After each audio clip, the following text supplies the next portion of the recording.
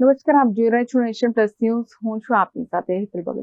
એક તરફ વડોદરા પોલીસની ટ્રાફિક વિભાગ દ્વારા સુરક્ષાને અમલી બનાવવા માટે અને એટલું જ નહીં પરંતુ કોઈ પણ પ્રકારની રોડ ઉપર જાનહાનિ ન સર્જાય તે માટે સલામત ડ્રાઇવિંગની અપીલ કરવામાં આવે છે. જો કે આજ રોજ સાંજે વડોદરા શહેરના રાજમહેલ રોડ ઉપર આવેલા કીર્તિસ્તંભ બસ સ્ટોપ પાસે કાયા વહોરણો જતી બસની પાછળ એક બાઇક સવાર સ્લીપ ખાઈ જતા ઘૂસી ગયો હતો.